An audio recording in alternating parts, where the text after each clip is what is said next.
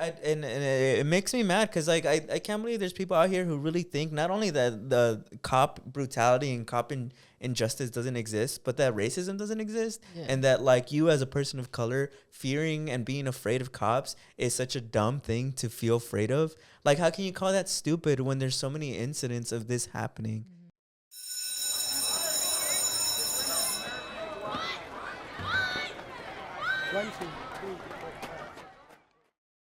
What's up, everyone, and welcome back to school. But don't worry, everything is cool. I'm your host, Jalissa, and of course, I am here with the boys, Steve and Brennan. Say what's up, you guys. What's up? And how y'all doing today? I'm doing good. Woo! You know why? Because Joe Biden dropped out. No, I'm just kidding.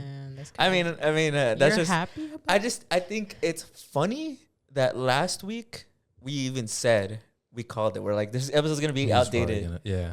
And then boom, fucking between that episode and this episode, Joe Biden dropped out.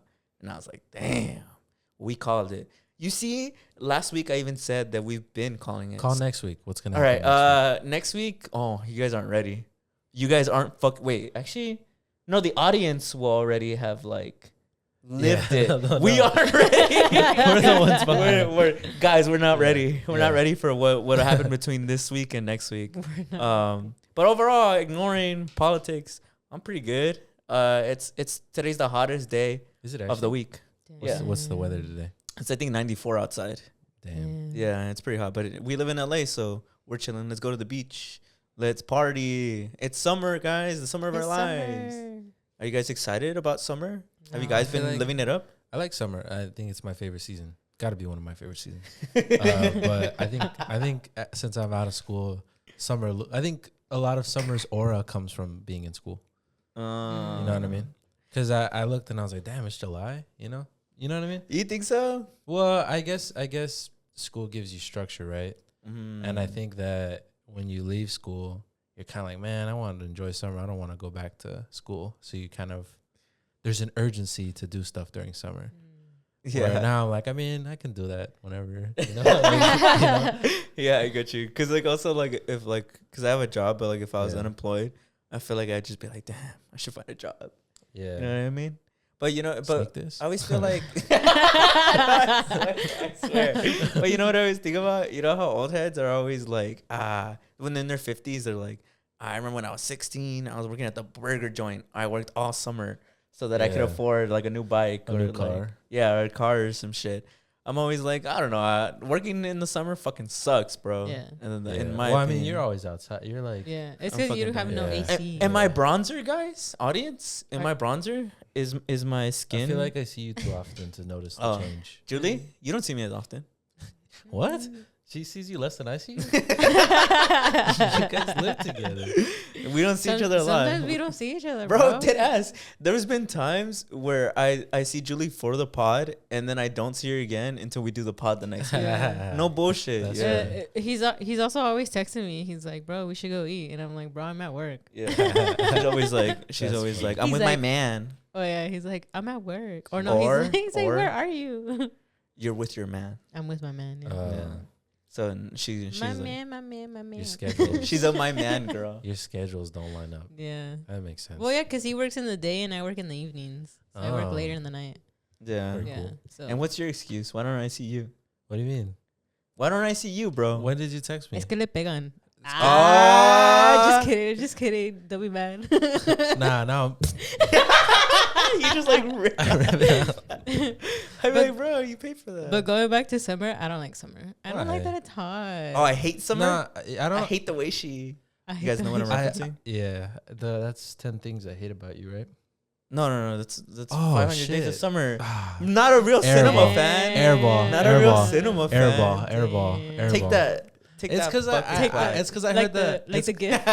it's because I heard the I hate and I was assuming I hate it when you're not around because you didn't call. But my sister hates that scene. She says that's just cringe. Hot take: I'm not a fan of that movie though. Not 500 Days of Summer. I mean, yeah, I'm not a fan of 500 Days of Summer. Really? You're not? I don't Why like. I not? don't like the ending. I don't like that she's like, my name's Autumn. I don't know. That kills it for me. Genuinely. Why? Oh, that it's like the season. I don't know. I think it's so corny. I just don't like that. I know But it's like symbolic, bro. It's I about get like it. moving I get on. it. It's a shallow reason to not like it, but it was a miss for me. For me, for me, the ending of the movie, for me only, is the most important part. I feel like a good ending can make up for a shitty beginning or a shitty middle, but a bad ending, like a good beginning can't make up for a bad ending. And I don't really like the. Do you feel the same way about election terms? About presidential terms? Do you feel like if Joe Biden right now he's trying to gotcha journalism me between now he's doing it and again. November, if Joe Biden signed the law called the Brandon wish list, where it's everything you want passed, hell yeah, you would think he had an amazing president. So if Joe Biden like tomorrow was like, you gotta know on his desk. You can throw me in jail, and Joe Biden was like, but I'm gonna fix the world. I'd be like, yeah, that's pretty cool of him to do. Crazy you could be bought that easily. So if Joe Biden I don't know, gave universal health care, solved homelessness, solved inflation, solved all these things, you'd be like, nah, I can't be bought. Damn. But I'm excited for the holidays. They're coming back. I like the Right, holidays. it's like Woo-hoo. I guess so. I Yeah, like fall. Fall's my favorite. I mean, it's almost what, August? I like and September? there's something about summer that's got like a romanticism to it. I like Really? yeah. I like summer. Summer is Yeah. cool. I like- It's grown on me over the years. It's because Julie No. likes Christmas. yeah. I like Christmas. He hates Christmas though. I know. Christmas is whack. He's a hater. I like most times It's of the year, poor. honestly. I don't really have a problem with any of the seasons. I like all seasons. But I think I'm biased, right? Because we get good weather, kind of. Oh yeah, we don't know. Right? We don't know. Yeah, no, we do get good weather. We don't know Yeah, shitty. We don't know. We don't know Arizona know. weather. Yeah, like I'm sure if I lived in Arizona or Death Valley, I'd be like, fuck summer. Yeah, you know what's so funny? Have you seen that picture of the Mars rover that they recently got, where it's like the side of Mars, and people are like, "Bro, this looks like fucking Arizona." I saw that the rover discovered something recently. Did it really? It like No, I didn't see that. it like ran over a rock, and the contents of the rock were like you only get that from like volcanic activity or something like that. And then when it panned up, it wound up in a field of those rocks. So it was like implying that I forgot how it went, but they were explaining that it's a lot of strong evidence that Mars looked a lot like Earth at one point. Really? Yeah. They did say they used to have water there. Wow, that's crazy. Nice fun fact, bro. Yeah. Yeah, because it gave me an existential crisis because people in the comments were like, damn, and like people are going to move over there. Mars is going to fucking suck, huh? And I was like, yeah, it is. And then people were replying, and I was like, I bet you hundreds of years from now, people are going to look at this thread and they're going to laugh. And because they're probably going to be like, this is so true. Mars, it's like, I live on Mars. As someone who, those comments that are always like, as someone who lives on Mars, Mars does true. fucking suck. You know what I think is gonna happen? I think in like 1,000, 2,000 years, there's gonna be a Martian and Earth war. War? Yeah, or not war, but like I think people are gonna start being racist to Martians or vice versa. I was thinking more of like a Maybe. friendly rivalry, like you have in sports. Nah, teams. there's gonna be interplanetary. war. It's gonna be a bomb. It's gonna be exactly like when the British came to America. And they're like, man, fuck you. I don't want to pay taxes. They're going to be like, why do I got to pay taxes to another planet? Why don't you come here and do something? You know? and then it's going to be like, well, we're going to, we'll be there in like 6 years, bro. And you'll see it. You know? That's funny though. Yeah. To travel, it's gonna take that long. Yeah. How long? By that time, Yeah. the beef will be over. Maybe it'll be faster. I'm gonna look up. We're all about facts here on Todo Chido, so I have to look up how long. So would you does move it- to Mars or the moon? If you had the option to move to I Mars. would There's stay nothing on on the Earth. moon. I don't know. I don't have a problem. No, but I'm not saying you have a problem here, Oh. but I'm just saying if you had those two options, either go to Mars or go to the moon. Where would you live? Probably Mars. Mars? Or I don't know. That's a good question. Mars has 2 moons, right? Or am I tripping? No, I think that's true, bro. We exaggerated. You see, fact checked. Kill yourself. Fucking. It takes only 7 to 8 months. You fucking assholes. You'll be sorry in 8 months. I'm gonna still be mad about it. It's shorter than a pregnancy. Come on, guys. We're gonna be there. And by the time that happens, it'll be faster. It'll be like 8 minutes or 8 hours. It'll be like probably a few months. We'll have Yeah. wormholes and shit. Mars has 2 moons. Really? And one of them is blue, right? Or they have like blue sunsets? Do you think they'll at least have good leaders, Good good politicians? I don't know. I keep teasing the. Maybe they'll have an AI leader. Oh, true, huh? Do you think we'll ever have an AI war, and not in the traditional sense where we're necessarily fighting AI directly, but somebody has like an AI that they're using to help them fight the war? Like it's their AI is their general is an AI. I could see that happening. I just hope whatever happens in the future, it's just funny. Like I hope like we never lose that sense of humor. I think that's the indomitable human spirit. Oh, it's having like, a sense of humor. Yeah, like I hope like the AI war is like, I don't know, like who can make the best fucking like memes. I don't know, like the best fucking like. Did you? What? Did you see the AI like killed himself? Did you guys look into it? No. No, did you look into it? No, I didn't. It unplugged itself. Yeah, you swear that's a real story?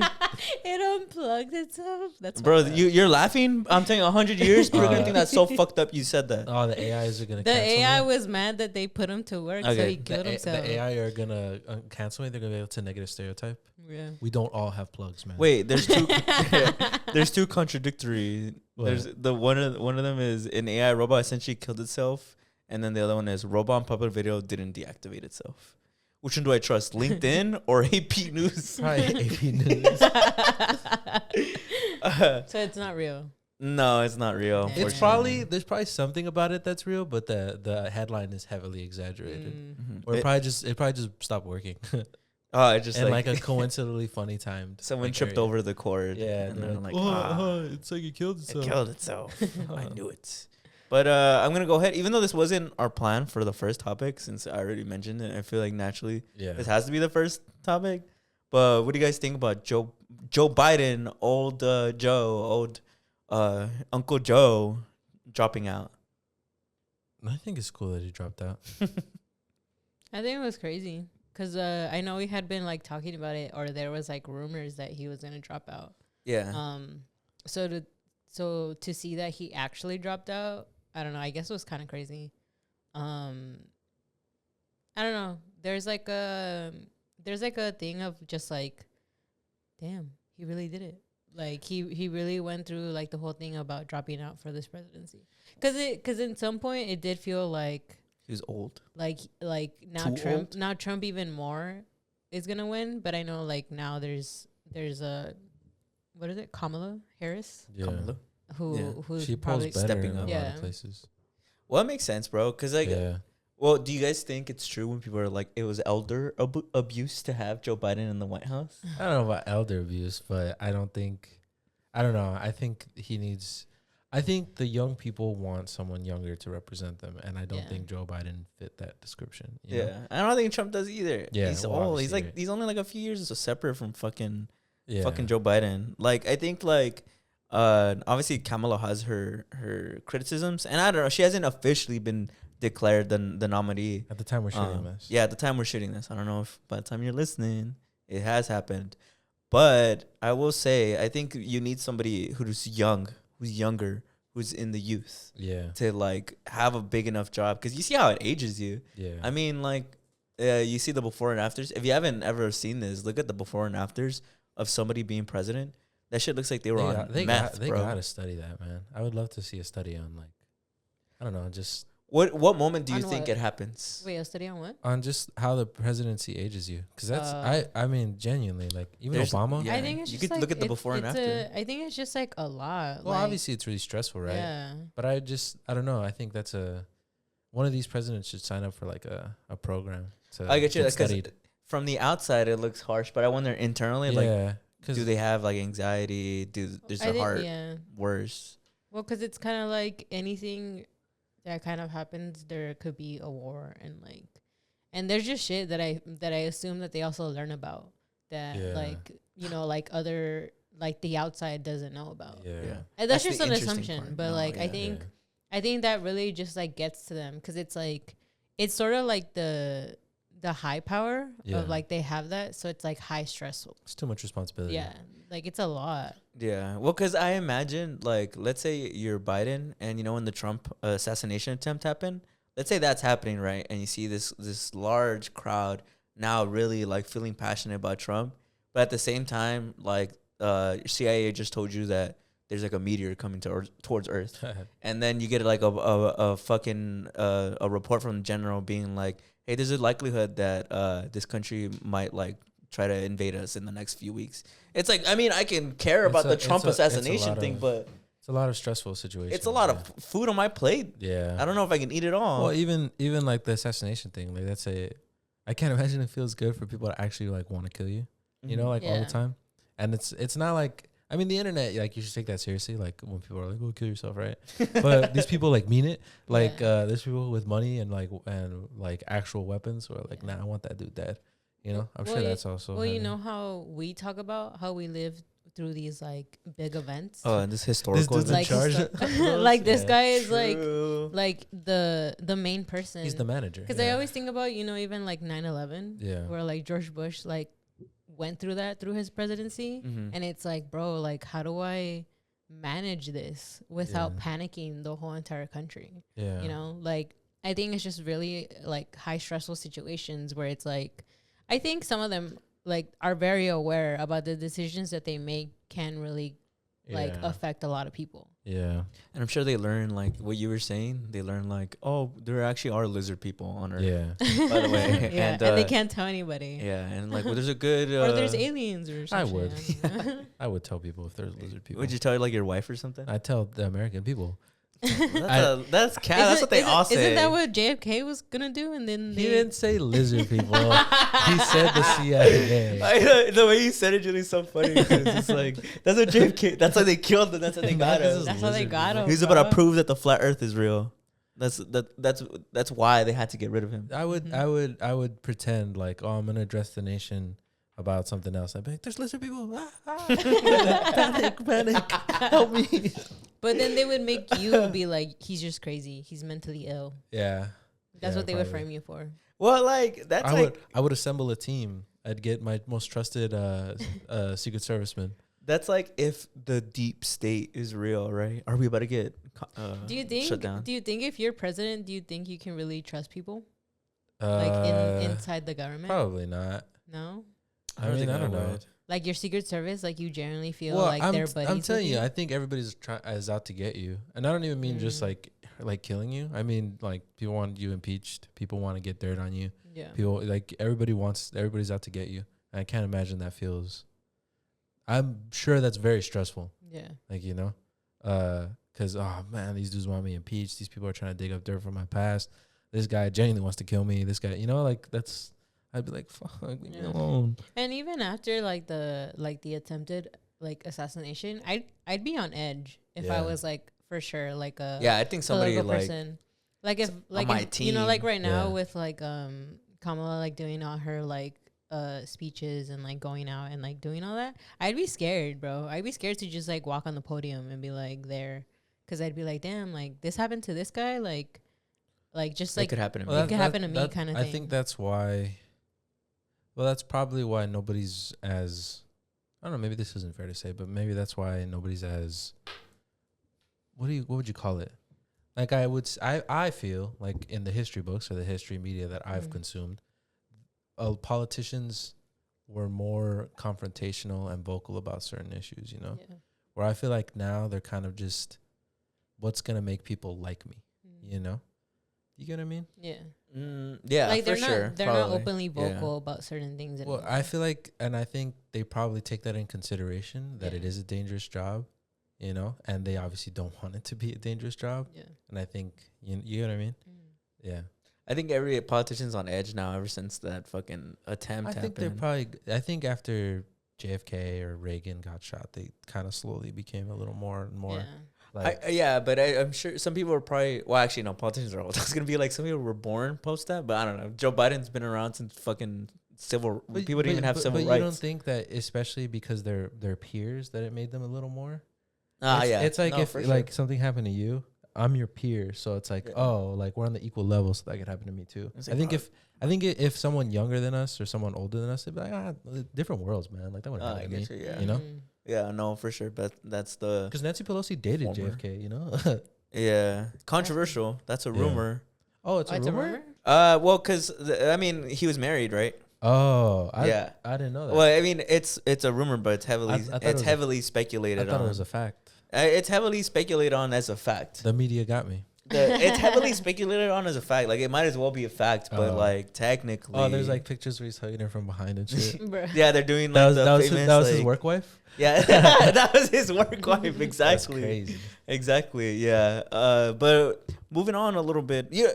But I do think, okay, first before we move on, I do think that Joe Biden dropping out of the race is kind of like an insane, unprecedented event that, like, back to back happening with like the assassination attempt, like, makes you really feel like you're living through a historical event. Well, I think I don't know. Or has it always been this way? What do you guys think about this? Here. Let me present this. I think that Joe Biden dropping out, I think a lot of people like that because I think it directly felt like for the first time a politician listened to what people wanted, you know? And I know there's a lot of stuff he hasn't listened to and that there's obviously way more stuff that they need to listen to. But I think, I don't know, I feel, at least, I was like, he's not going to do it. Like, these people would rather watch the country burn than listen to us. But he didn't. He was like, you know what? I'm too old. Like, I think it's just better I just step down. Yeah, I'll give him that. And so I think that maybe that's why it feels a little more impactful because we feel involved in some way, you know? Yeah. It is interesting how, like, I have been seeing people now ever since Biden kind of dropped out that he, like, that they're kind of supporting him a little more. Yeah. Like, I think it's really interesting to see that side where people are like, damn, like I don't know, there's this vibe of like people like Joe Biden now. I think it's because they feel a little listened to now. I think it's because you don't know how much you'll miss something until it's gone. Yeah, that's what I kept thinking too. But I was like, people were always talking bad about him. I already know the linger edits are about to be insane. I've seen a million of those. I've seen more Brokeback Mountain, Joe Biden and Trump edits. I've seen the posts that are like, oh, Donald Trump barges into the room. Biden, you're leaving? That's a good one. I've also seen the one that was like Trump wakes up from the surgery of the ear thing and he's like, where's Biden? And then the doctor's like, who do you think gave you the ear? Yeah, I saw that one. I like that too. one. I haven't seen that. It's so good. Wait, I gotta actually pull up Trump's tweets. Did you see he like had he was going full Joker? He's having the Joker moment. He's like, he's going, what do I do without you? Well, I think like that's his Batman. You know, yeah, I was gonna say, you know how we talked about The Boys, and I know you haven't watched The Boys, so this is perfect. I'll explain to you. Yeah. But there's these two characters in The Boys: Homelander, which is like the evil version of Superman, and then Butcher, which is, I guess, I don't know, Batman, or like, he's his direct opposite. And in the show, they kind of the entire seasons, like the entire series, they've built up to their like final like 1v1 like build. They call it Scorched Earth, like. It's going to be you and me, Scorched Earth, which basically just means, like, it's only you and me. We're going to destroy the whole planet in our epic showdown. And it feels like that show where Trump thought it was going to go down to him and Biden. And it didn't. And it didn't. And so he's kind of, like, losing. He's losing it? I think... He genuinely is sad that Biden is he sad. is. Well, because in the post it is, like, they're like... You dropped out, I'll drop out with you. And then it's like they passionately kiss or something. I saw the one that was like Joe Biden responds, I wish you were a girl. Is it this one? Crooked Joe was not fit to run for president and certainly not fit to serve, and never was. He only attained position of president by lies, fake news, and not leaving his basement. All those around him, including his doctor and media, knew that he wasn't capable of being president, and he wasn't. And now look what he's done to our country. Well, blah, blah, blah, blah, blah, blah. We will suffer greatly because of his presidency, but we will remedy the damage he has done very quickly. Have you seen people say that? Well, obviously he's just mad because it was gonna probably be a landslide victory for him if it was Joe Biden. For sure, because he can't keep up in the debates. Yeah. So he's probably mad because he's like, damn, like. Because they also spent millions trashing him because they thought that was going to be the opponent. And now they have to kind of switch gears because they wasted all their money. Yeah, I thought it was really funny what he said. I'm sorry. No, go ahead. Go ahead.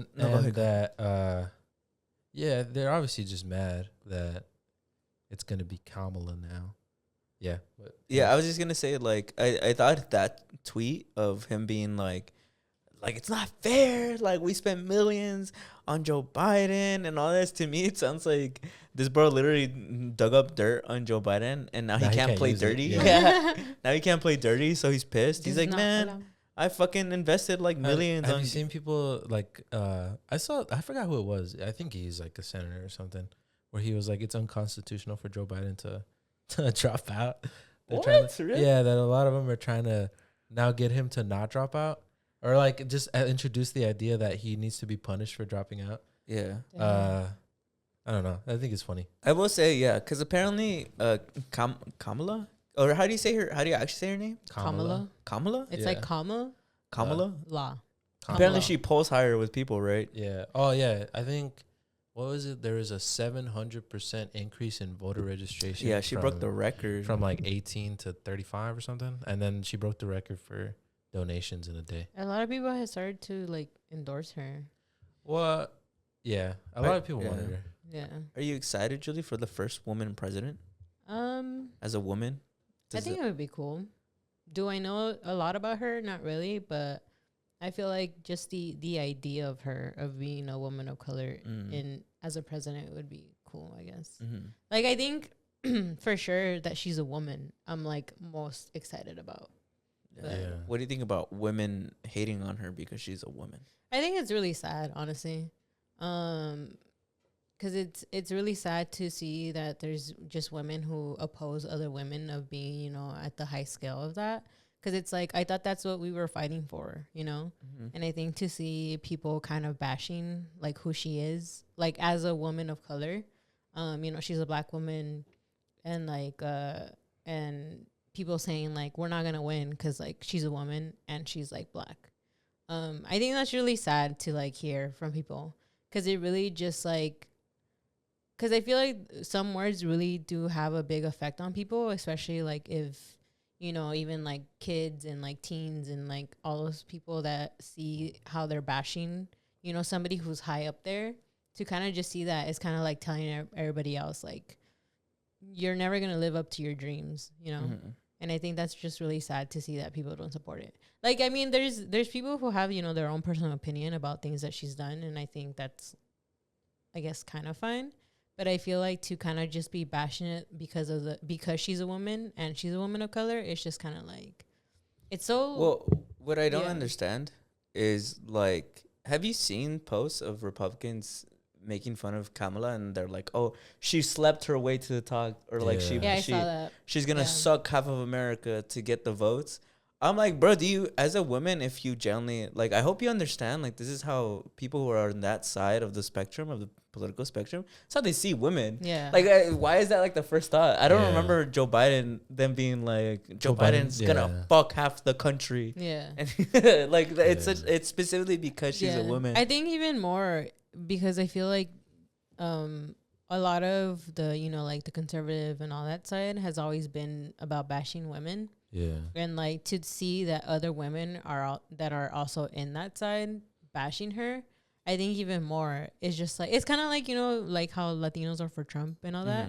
Like, I think it's in the same thing of, like, he's against women and their rights, and it's like, but you're here supporting this man. Yeah. You know, it's like chickens for KFC. Right? Yeah. Bro, good one. Thank you. I mean, it wasn't that good. You guys looked at me like I was the dumbest motherfucker. What? I said good one. He dabbed you. But yeah, I just think it's really sad to see that. Women for Trump is like, it just really sucks to see that side of everything. Well, I mean, they're trying to get rid of. I don't know. For me, I would hope that because they took away Roe v. Wade, that, you know, that she would propose something that's a little more, that's obviously more permanent. Yeah. You know, more, she codify whatever the process is to give, because I think not only is she a woman, but she's a woman of color. Mm-hmm. So I think she's going to, hopefully, she's more receptive to that underserved demographic. Yeah. Because I feel like women, are super underserved by politicians. And obviously people of color are too. Yeah. You know? And I think that's like my thing of I'm hoping that she does, you know, because she's in the community, you know, that I feel like she sees that perspective a lot more, and she does a lot more for women of color. So I'm hoping you have to, right? I'm hoping for that, but I know that like there's just gonna be a lot that she's probably gonna go through to be able to do those things. I don't know how it works. Like I don't know how easy or how difficult it will be, but I'm hoping that she does do a lot of stuff to help women, especially. Yeah, it's kind of insane now that I think about it, because like I said, as of this recording, she hasn't officially been announced as the nominee, but it's looking likely. But I just think it's insane that, because we talk about how the country's really politically split, and how the two candidates for president are kind of polar opposites. One of them's a white old man, and well, I mean, she's still kind of old. But it's younger, a black, a younger black woman. Like it's literally like the exact opposites fighting. Yeah. I wonder if that'll end up being a good thing or a bad thing, right? Because maybe it'll just divide people more. Be like, see, you're either for the epitome of progress or the epitome of conservatism.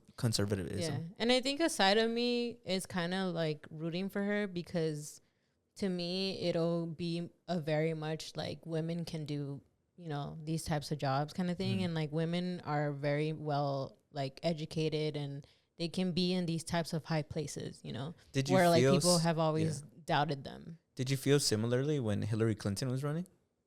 Not really, because I feel like I didn't have a connection to her. Like I didn't. She was a white woman, right? Yeah, I just feel like there wasn't anything that really like drew me to her besides her being a woman. But I feel like just through everything that was coming out about her, I didn't feel any type of connection to her. Yeah. Like there wasn't anything that I felt like. There was part of me that kind of rooted for her because she was a woman, but there wasn't that much of like that was convincing me that she was going to do change, especially for women of color. You know, it's so crazy. Do you guys remember that people thought it was such like a hole-in-one that she was going to win? Well, I think it brings up a lot of things, because she won the popular vote. Like more people voted for her than for Trump, but Trump won the states, you know? So it's kind of like, I don't know. She rigged the primary. Do you guys remember that? She rigged it? That's part of the emails, fact. right? Yeah. Bernie was supposed to win the nomination, but they rigged it for Hillary Clinton because they didn't like how socialist Bernie was. How progressive he was. Yeah. They didn't like how he actually wanted to get shit done. Yeah. Yeah. So Hillary got elected. I mean, I guess karma? Is that like the universe? I feel like we got punished. Yeah, I mean, it's funny when last week when we recorded the episode, me and Julie went to the beach, and when we were at the beach, there was like this cloud and this light like peeking through, and it was hitting directly us, right? Like this beam, like as if it was God. Yeah. And we were like, oh my God, God's here. And then me and Julie were like, God, why did you save Trump? Like, and Julie was like, yeah, what do you have planned for him? Like, what is he meant to do? I guess in the same with karma, right? Yeah. But you know what's weird? I remember people thinking the criticism that people gave Hillary was that she wanted it too much. Do you guys feel like that's a valid one? She was a sweat, as they call it. I feel like, I don't know. I feel like if you want to be a politician or you want to be in charge, aren't you supposed to? Yeah, like you should care and be passionate about it. No. Yeah. I don't want a nonchalant president. I guess she was like, nonchalant. A cool nonchalant president. Like, yeah. I mean, whatever. I don't know if it's just like the edits of TikTok, but I think it's just like there's some way of like how Kamala just carries herself sometimes, where like it just feels like, I mean, she worked, you know, for like the states and stuff, and then she worked for California, and like she was, I don't know what like exactly she did, but it's just like knowing that she was heavily involved in it. Oh, they have different auras. Yeah. I get that. I feel like, I don't know. I don't even mean this in any kind of way. I mean it more as like an objective observation. It seems like she knows how to be a little more in touch. Like, I feel like when other politicians try to like, try to feel young, it's very forced. Like, hello, young kids. Yeah. I feel like, I don't know how she does it, but she seems to get it a little better. Yeah. Like, I think, or maybe her team's better. Because they're going along with all the Charlie XCX. Brat. The Brat. The Brat stuff, and then all the Coconut Tree. Like, they're going along with it. Yeah. I've never really seen anybody, like, get it right like that. Like, I've seen a lot of people try to... Because Trump's really good at it. Trump's really... And that's, like, you need someone to match his freak, you know, if you want to beat him. Yeah, so... You know? There's a whole TikTok, and it has, like, 1 million followers. It's called Kamala HQ. I don't know if that's her official one. but they have like a whole bunch of edits that you normally would see on TikTok. Yeah. Like it's heavily and it's verified too. I think because it has like a check mark on it. Yeah. So it's like heavily influencing kind of like, you know, like the Gen Z kind of thing.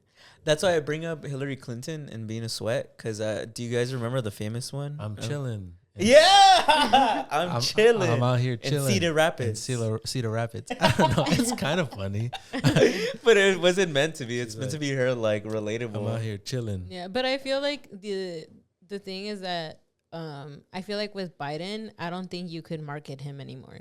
Like, I think you know, there was in the beginning where I felt like you could. Like, there was some things that you could, like, pick off of him. But I think because he's really, really, I guess, old, or he's also just not, I don't know. There's just something about him that you just can't market him as much anymore. That's an interesting way. That's an interesting way to put it. I saw somebody do something on TikTok where be like, Kamala's memeable, like, and in a weird way, that's like a good marketing for her, because she's memeable. Yeah. I don't know. No, I agree. I mean, we talk about how most of society lives on the internet. Yeah. And I think that people naturally become, like, tied to things that make them feel good, right? Yeah. So if, like, let's say for Trump has a bunch of moments like that. That are memeable. Yeah, that are like people love to use, like the I'm gonna come. Yeah. Obama. You know, like people see that as like it's like a public status. It's clout. Yeah. People love clout. Because like how Siri was saying, like now the elections are very much like a popularity contest. And I feel like Kamala has been somebody who's very marketable. You think you just fell out of a coconut tree? Yeah. Yeah. That one is funny. We're not going back. Well, it's probably just it's important, I think, because young people don't vote, and it seems like she appeals to younger people, and hopefully will vote. Yeah. But yeah, because it's hard, because I think especially when the whole Trump thing happened, like a lot of people were just like, I'm not gonna vote anymore, like because of the fact that it was Biden and Trump, and people genuinely were already like, I'm not gonna vote at all. And I think, I mean, that was very, I guess, sad to see, because it was very much like people were just giving up, and like to now see that, like, you know, like there's a little more hype with Kamala, that it's kind of like there's a little slightly hope that people are going to start to vote. But I feel like some people genuinely just gave up and are like, I'm not voting at all. Yeah. And I mean, that's what happened in like the 2016 elections. People didn't vote, which is why like Trump also won, and nobody really was rooting for Hillary as much anymore. Because, you know, I think just a lot in the 2016 elections, a lot was happening. Like when the emails came out, right, and that the whole thing was rigged. Deleted all her that the whole thing was rigged, and I think from there that really like put people to have like really bad taste towards her, because they were like, oh, like, and everybody loved Bernie. So the fact that like they found out that it was that she rigged it, even more people were like, well, I don't want her. There's resentment there. There was like a slight resentment towards her, and that's why I think she didn't win. And I think nobody liked Trump either. So people's options were like, I'm not going to vote. And a lot of people just didn't vote. And I feel like that's kind of the sort of thing that was happening now with Joe Biden, with like, and Trump, that people were like, oh, well, I don't like Biden. Like he's been doing like, you know, like the genocide, and like he lost the debate, and people were just very hopeless. And like, they were just like, you know what? I'm not going to vote for either one. Yeah. And I feel like now that there's this like thing that, you know, Kamala might run, I feel like there's a little more encouragement to maybe do it, but I think it's still, people are still in that state of like, I don't want to vote. And I think I hope that like people do at least vote for someone, you know. I think it might be close, bro. I think it might be close, because I think people have their prejudices, like you said. I don't think it's anything to discourage anyone. Like, I don't think you should use the fact that Kamala is black and a woman to discourage voters, being like, she'll never win, because that's obviously, as we've discussed, that's a rhetoric that people always say and isn't true. That's the type of rhetoric that would have prevented her from even being a VP. I think that sorry to cut you off. Go ahead. I think that I've come to, or this is my opinion on it, that I feel like I have now, is that I think if people are apprehensive about voting her, or they could have been swayed, or if you have a mindset that can be swayed based on the fact that she's a woman of color, I don't think those type of people were going to vote for Biden anyways, you know? So I don't like, in a weird way, I don't think that affects her in the way people think it's gonna be. Because I think the people who feel that way towards her or have that kind of prejudice are probably gonna vote for Trump anyways, or they're not gonna vote. You know, and if anything, I think that I prefer her because in terms of like Biden, because it seems like it's what young people want, and because voter registration went up, that it seems like more people are voting. You know. And yeah, that's kind of how I feel about it now. Yeah, no, for sure. And I think what you're saying too, it doesn't excuse like who Kamala, is it? It's Kamala. Kamala. Yeah. Like her imperfections either. Like obviously because she was a cop. She was like the head of like the district. Like it doesn't excuse that, but I also think that it's ironic bringing that stuff up to a certain degree, because obviously always keep politicians in check, always keep your friends in check, and just keep humans in check. Like no one's perfect, and you should always like make sure that people know what they did was wrong. But I think it's funny to bring that up, and for these, like you said, we talked about last week, these centrists or these fence setters to be like, like I don't want to vote for her because of A, B, and C, and I'm like, but the other option is literally someone who's all of that plus more. And I think that it's also about it's also about pushing. It's more about a direction change, because I think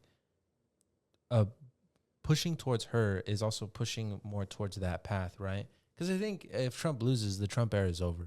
Like by the time even if he dodges jail and he does all these, like all the things, whatever, in 4 years, he's gonna be like 83. You know, I don't think he's gonna be. I really don't think he'll be able, because even now he's slowing down. He's slowing down. He's slowing down, and I think to me that I'm not gonna say. I don't think that means everything's over. Like, oh, racism is over, guys. We did it. but I do think that it's like, it's a directional shift. I think it's a choice that we're hopefully choosing. Women's rights, people of color rights, and stuff like that. I had seen a tweet that was like, both Trump and Kamala are bad, so I'm not voting. Okay, but let's consider that even if you don't vote, one of them will still become president. One of those two candidates is advocating for more hurt and prejudice against women and LGBTQ people in this country, while the other is not. So, like, whether you vote or not, one of them is gonna. Well, if Kamala like gets elected to run, or like she chooses to run, like one of them is gonna win, and and something is gonna affect a lot of people. Yeah. I was just thinking about the only reason I was blankly staring off is like I was just thinking about like how conservatives hate like LGBT, and I don't really like putting around the religious, because I honestly think the religious thing isn't even like the main reason why people don't the Republican conservative side don't like LGBT. Like I kind of don't like get it, because just because you hate them doesn't mean they're gonna cease to exist, and they're still a large portion of the country.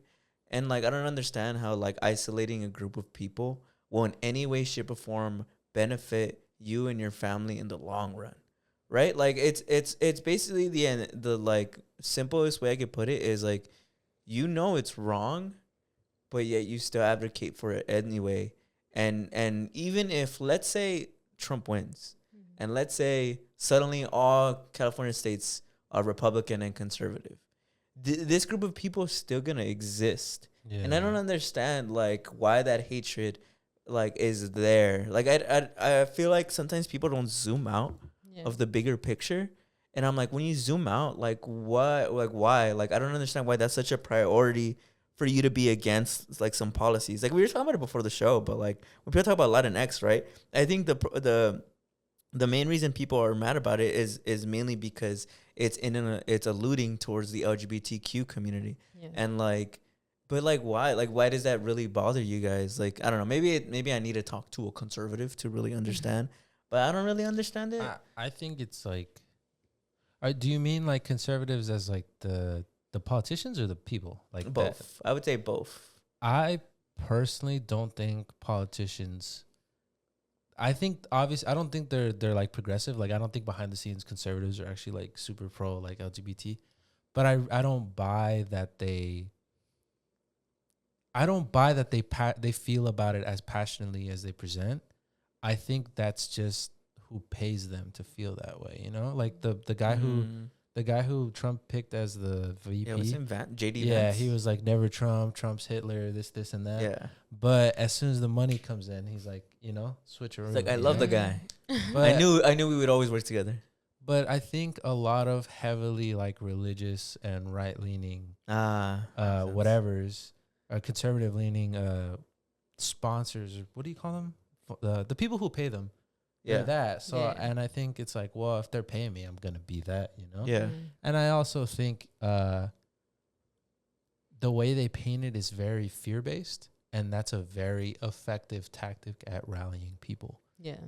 Because they never really. When they talk about the LGBT community, it's very like they always paint it as an attack. Yeah, it's a virus, like Elon Musk, the woke mind virus. Like, fucking Elon, bro. Yeah, whatever. We'll get to that, but they always paint it as like it's fear mongering because they know that's how that is visceral. It works. Mm-hmm. Like when you're afraid, it's gonna get you to move. Like you see a tiger running at you, you're gonna fucking run away. Mm-hmm. And I think that's what they do. And I think that's why a lot of conservative, because if you talk to them, they're all very like, well, they're gonna come get us. They're getting our kids. This and that. Yeah, they're all perverts, the groomers and stuff. Cause like how the I don't know if you know about this, Julie, but famously right now there's like this big controversy with Mr. Beast and one of his old friends who now goes by Chris. And I'm not gonna talk about that because I don't know about it too much. But like at least like a running theme that I see people who are very transphobic going with is that all trans people are like this, that they're all like grooming after kids or like they're all perverts or whatever. And I think that narrative is so funny because I'm like, aren't you guys the same ones who get pissed off when like people who are liberal leaning are like, all cops are bastards, and you guys are the ones who's like, just a few bad apples doesn't make the whole thing rotten. Yeah, you know what I mean? It's the same. It's the same thing. It's literally the same thing. And I'm like, but yeah, you hate that other side. And I'm like, why do you do the same thing? And I think that's why they use fear mongering, right? Because I think if you're afraid of something, you'll find anything that justifies that fear. Because that's why I'm like, I think they're all just in their minds. They're afraid, and so when they see stuff, it's like, see, I'm right to be afraid. Mm-hmm. Yeah, no, for sure, yeah. But moving on to Elon real quick before I forgot about that, bro. Yeah, I forgot about this. He went on an interview with what's his name? Jordan Peterson. And he talked about like I don't know if you've gone on Twitter. I haven't heard anything. But he's been just like basically pro-Trump ever since he got shot. Actually, he backed up on that interview. Yeah. In that interview, he said like, actually, I take back what I said about Trump. He says I don't subscribe to any cult of personality. Did you hear about it? Sure. But he basically said like, I'm not gonna donate $40 million a month to Trump. Like I said. Yeah. And everybody was calling him broke. But anyways. Elon needs to shut the fuck up, bro. Oh my god, bro thinks he's the main character. He wants to be cool so bad. Yeah, he wants like cool points. He wants like clout points. Like he generally has this. I almost feel like it's like what's the word, like when you're like crazy and you're like kind of like geeking out. He's obsessed. He's like no, it's like a form of it's like something with a psi like in it. So psychosis. But like it's like something in, you know, when people are religious and but they're not just religious, they become like psychotic with it. What's it called? Like religion induced. Religion induced. Is that what it is? Spiritual psychosis. But I feel like he has like political psychosis. Yeah, no bullshit. Cause that interview almost like blew my mind. So let me get to the meat of what we're talking about. So in that podcast, Jordan Peterson asked him like, "What's up with you? Like, why are you spazzing out?" And he's like, and Elon Musk is like, "I'm spazzing out because my son is dead." So his son is not dead. His son transitioned into a woman. He goes by she's a transgender woman. And Elon says for all the matter, whatever the fuck, my son is dead to me. And he says that he was tricked into giving him her puberty blockers. Yeah. And so he says that now it is my job. I made it my life's purpose to kill the woke mind virus because the woke mind virus killed my son. Yeah. And I'm like, I feel like you understand that if you feel like if you were tricked, all you're really doing is being tricked more by the opposing side. Like at least that's what I feel like, in my opinion.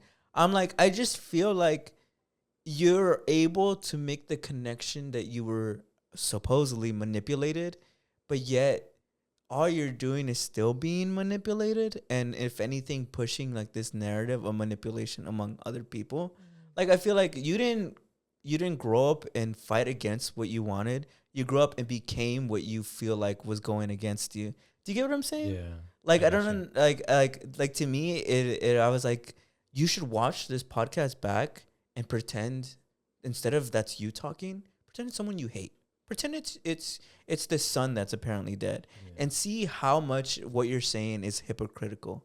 I just thought like that was kind of insane, because I'm like, because he has the platform of Twitter and most people are forced to see his tweets, because I don't follow him. Yeah. But like it shows me his tweets. I think it's insane that he's like legally allowed to kind of tamper in our elections. Well, I think I think it opens up a lot, because I think in the interview he implies that's why he bought Twitter, because I think he was suggesting that his daughter, she got the idea from Twitter, like the woke mind virus started there or whatever. And that's why he bought it, to try and destroy the woke mind virus.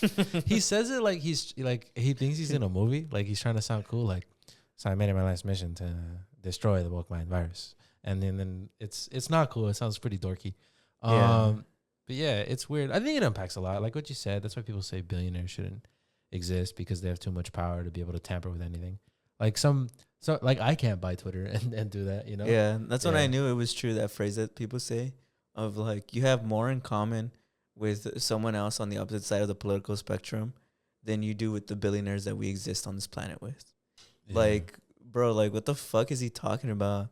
Like he thinks that like I think the fact that he uses his millions of dollars to try and paint his own perspective and his opinion and brainwash a bunch of people on the internet, I think that that's generally almost should be illegal. Like, how the fuck is that allowed? It's because we talk about, like, I mean, I bet you Elon talks about, like, oh my God, they rigged the election when Trump lost. And I'm like, bro, is you not pushing your own perspective and narrative in and of itself rigging the election? Because you're... And they talk about, like, bro, TikTok's manipulating the people in the United States and the kids. You just said on a podcast that's what you're doing. Yeah. Like, and you're not from here. He's not from the USA. Yeah. You're telling but like X, that's okay. Yeah. Like, I don't know. Like, that's fucking insane to me that Elon really said that, and more people aren't like, wait a minute. Yeah. Is this not fucking illegal? Is this not why they're banning TikTok? Yeah. Like, you just basically said that you're manipulating what people see. Yeah. Like, openly, proudly, because I'm killing the woke. Well, I guess because people forget that, are forgetting that part of, like, he's not from here.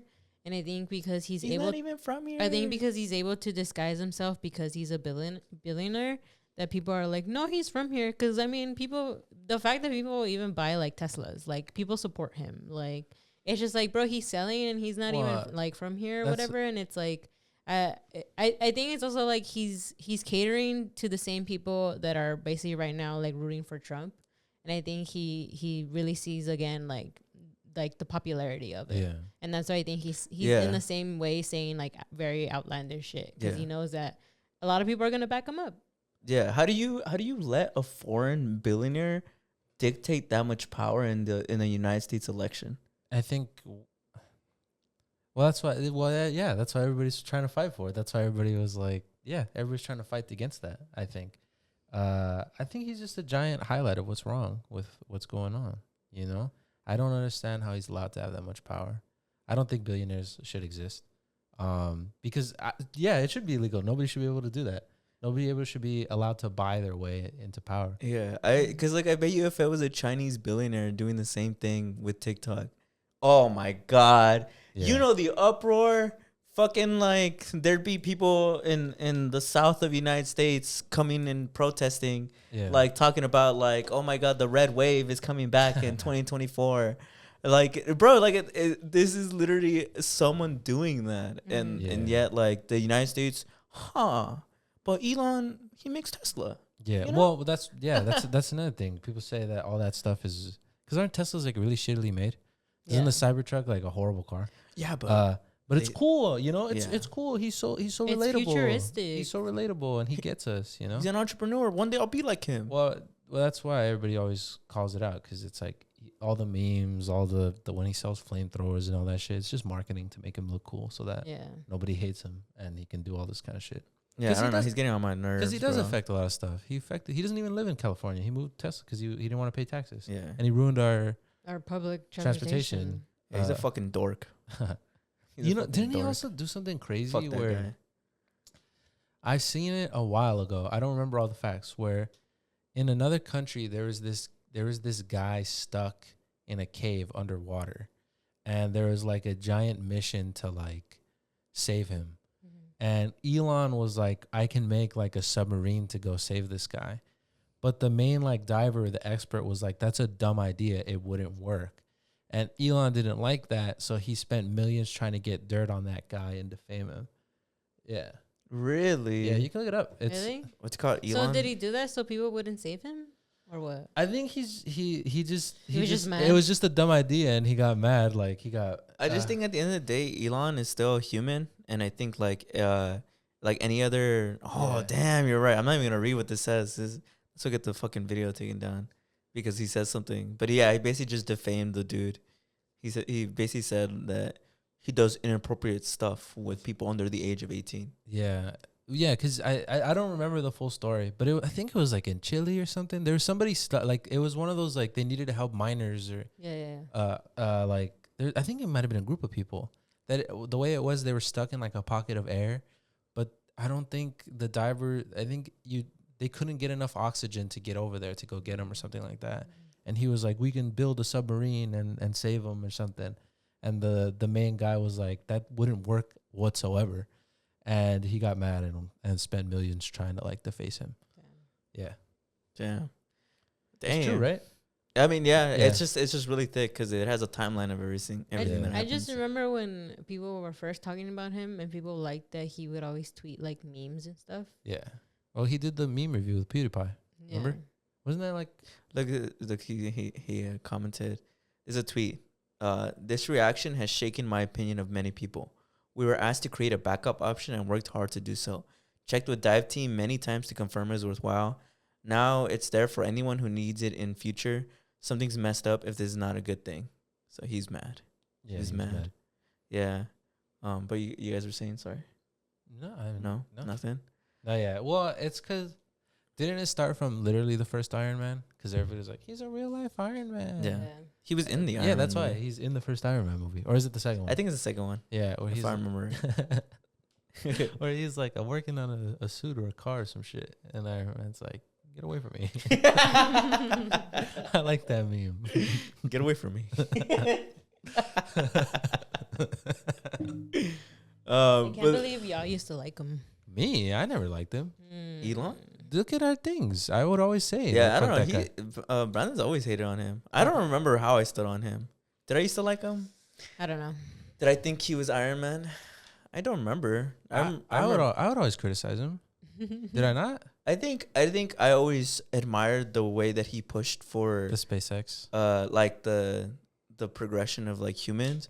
But then I realized he's just a human with his own opinions, and so like that's actually kind of dangerous. Well, I think it's just that's the marketing he does is like with Neuralink. Like I always am like, people gloss over that it killed like 60 chimpanzees and like he killed like 50 pigs. If you want to make an omelet, you're gonna have to crack a few eggs. You see what I mean? Like Yeah. I think he gets to hide under like, but see, you know, But it's progressive. science. Yeah, or we like, have to advance. you know, I think he's very good at the whole look over here, like science, cool. Yeah. I'm a bro. I like memes and shit. But then on this Meanwhile, side, I hate trans people. Yeah, you know, Yeah. he's actually he's just like any other billionaire where Yeah. he's in it for himself. Yeah. Well, I just think he's a human dude. So like he has dumb ideas. He has dumb opinions, Yeah. you know, and when you have that much money, you can make your you can think your dumb opinions are actually facts. Yeah. You know, I think because you're just separated from the rest of society because you're a fucking billionaire, so you can never relate to our problems. You also can't be an ethical billionaire. Yeah. Yeah. Yeah. It doesn't exist. Yeah. So I think like for this guy, how is this guy gonna know what we want? Yeah. He's not like us. Boom. Play it. They not like Play us. it. They not like us. Dun, These dun, billionaires. dun, dun, dun. But moving on, I'm sure you guys saw the Israel Prime Minister was in the United States giving a speech to Congress. Did you guys hear about this? Yeah. What did you guys think? Tomato. Yeah, this guy's tripping, Fuck bro. that guy. Hey, what's Benjamin Netanyahu. Netanyahu? Did you see the famous picture of the girl who like she was like we're Rashida criminal? Rashida. Alab? I'm Yeah, sorry, Rashida. I know Rashida was her first name. I'm sorry if I'm mispronouncing your last name. I Yeah. care more about her Yeah. and how she actually was holding up the sign that said war criminal. Yeah. I think that was a really powerful statement, unlike the people that didn't show up. Yeah.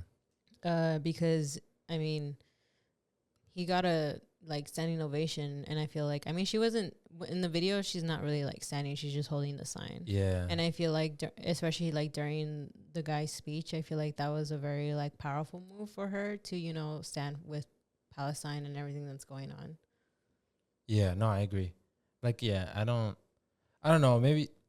Maybe you guys can re-educate me or I can learn, but I don't really understand why certain members of Congress or Senate they just didn't go. Like, and they were like, "Oh, it was our protest." But I always had the feeling that when the people protest, like us, Yeah. it's in order for them to take action. Yeah. You know, so I felt like they had the platform to take some sort of action, and they didn't. They just didn't show up. Yeah. You know, like her holding up the sign or speaking out or saying something. I don't know. Am I tripping? Let me see. I'm gonna read you what AOC said Yeah. about fucking ads, dude. Sorry. Give me a second. I remember AOC also would not admit that it was a genocide too, though. So I don't know what all of a sudden. She fell off. Yeah. She fell off. I don't know. Oh why yeah, she- it said war criminal and then guilty of genocide on the other side of the sign. Yeah. Okay, so it said. So this is responding to the original tweet by Andrew Solander. By my count, roughly 100 of the 212 House Democrats and 27 of the 51 Senate Democrats are in the chamber for Netanyahu's. How do you say his name? Netanyahu's speech. That's around half of each caucus absent. So AOC said this. Just so we're clear, Netanyahu has lost so many people that he's addressing just a faction of Congress. When this happens, they fill the seat with non-members, like what they do at award ceremonies, in order to make an appearance of a full attendance. He's lost people. Why did he ever have you to begin with? I don't like. How did he have you to lose you? You know what I mean? Yeah, and then Elon responded. I did see this. Elon responded, the Democratic Party has become openly and boldly anti-Semitic. And the Republican Party isn't openly and boldly Anti-Semitic. anti-trans, anti-gay, anti-women. See, that's what bothers me. They have the capacity to understand what it means to be some sort An of asshole? Yeah, to be some sort of discriminatory person, but when it comes to people of color or women, it's suddenly doesn't exist. I don't understand that. Yeah. Well, okay, so there's two things to address here. So first, AOC. What do you think about her saying that some people didn't show up? I mean, like I said, I don't really understand. I don't know. Is that a valid form of and I'm not even saying that as like a. I'm genuinely like I mean that as a sincere question. You know, like, does that do anything? Like, I feel like yeah. No, I genuinely feel like that didn't do anything, because if what she's saying is true, that they used everything as a seat filler, now there's like this whole thing that we basically support this guy because he got a standing ovation when he walked in. Yeah. And it's saying that we all support what's going on. Yeah. And if there was people who generally were against him and didn't like clap or stand up for him or anything, like I think that made more of a powerful statement that the people that represent us also don't support what's going on. Yeah. And I feel like it really just, in a way, it feels like there's like this, I don't think invalidation is the right word, but I it's get just what you mean. something that like, Emboldens it. yeah, like they don't stand up for us. Like they're there to represent us, and like it shouldn't be an option for them to not show up. I agree what you're saying with what you're saying. I feel like by them showing up, it makes it look like all of Congress in America is down with that. Yeah. When they could have been there to boo and hiss and not participate and voice and literally voice, you know, their disdain. But instead, they just kind of were like, no, you have the floor, though. Yeah. They kind of just, it felt like they willingly gave him the floor. Yeah. You know? And it's like, it's the fact of just, I don't know, that like she said that she just, like, it just sounds like, oh, I wasn't comfortable and I didn't want to be there. Like, I didn't want to hear this guy, so I'm not going to go. Yeah. But it's like, but that's your job. Yeah. You have to be there. You have to represent, you know, the people or the people that you say you want to represent, but yet you don't show up to like these types of things. So is there times when you generally just don't show up because you don't want to listen to them? But I feel like that doesn't help anybody, you not showing up. Yeah. If like that's part of your job is to be there and like be the representation, but not, I feel like it didn't do anything, which is why I say like with Rashida, like her doing that, I feel like that was more powerful for her to do. Yeah. Because now everybody saw that. Yeah. Like the fact that it's all over the internet that people saw that what she was doing, I feel like that was even more powerful to say that we don't like this guy. Yeah. You know? Yeah. I found an answer as to like why it matters, like them boycotting. It's basically just the same as boycotting anything else. It's to show that they don't support. But like, I don't know. Is this a flawed view that I'm presenting? I always thought boycotting was for us to get their attention, like the AOCs, all of them. Us boycotting, us protesting, was to force them to take action. You know. Mm-hmm. So that's why I'm kind of like them not showing up to work. Who are you trying to get to take action? Because you're the one who, like, you know, who like you're the one with the power to take action. So I'm very confused. You get what I mean? Yeah. I know. I think there was also like protests going on in DC. Oh, yeah, outside. Yeah. When it all was happening, like they were all like, you know, like tagging up everything. Yeah. The prime minister was all mad about it. He was like, they should be disgusted. I think that people always hide behind that, like, any support against Israel is inherently anti-Semitic, which isn't true. Yeah. Like, how is valuing human life anti-Semitic? Because because they're hiding behind the fact that, you're exactly right. I feel like everything about Israel is a critique on the government and its leadership. Mm-hmm. It has nothing to do with a critique on Judaism or the Jewish people. Yeah, like nobody's ever really done. And if anyone has done that, then they're fucking wrong. Like you shouldn't, like they're not a representation of what Jewish people like believe or think. Everybody's just criticizing the state, the people, the leaders, you know, and that's not anti-Semitic, you know. Yeah, that's yeah. Because what genuinely is happening is horrible. Yeah, like. It's killing, you know, over 40,000 people. Yeah. Right. Well, yeah, because it's ironic for him to like show up and give this whole speech about how, you know, like I can't believe people are sympathizing with a group that terrorized our people and killed so many innocents. Aren't you killing innocents? Like, I like where's the logic go there? Like, aren't you doing the exact same thing that you're at Congress? Yeah. Like giving this passionate speech about. And did you see the part where he's like, the faster you guys give us the tools, the faster we will end this. And it's like, but how do you sympathize with that idea? Like, not like you said, right? Like, I'm not even trying to paint this as like a political issue. I just mean logically, like you're out there advocating for your people that you feel like were harmed. How do you then like rationalize that? You see, this is why you guys got to give me more tools so I can kill more innocent people. Yeah. Like, it doesn't make any sense. Like, where does the human value go? Well, it's ironic, too, because he mentions that in the speech of, like, it's a war between barbarism, like barbary or whatever, and people who value the sanctity of human life, which isn't fucking true. He's a monster. Mm-hmm. How many people have died in right now? Yeah, in Gaza because of him. Let me see. I'll look it up for you. I just think it's crazy. Like he generally is like this like big war criminal, and he was able to come. It says that as of this July 17th, 2024, over 40,000 people, 39,145 Palestinians, and 1,478 Israelis have been killed in the war or genocide, as you want to call it. That's As is more accurate to call it. that's appalling. Yeah. Well, I mean, obviously. Yeah. And so, like, when he's up there talking this stage about how, like, because obviously any human life death is horrid, but he's up there claiming as if, like, they've somehow have, like, killed millions of Israelis.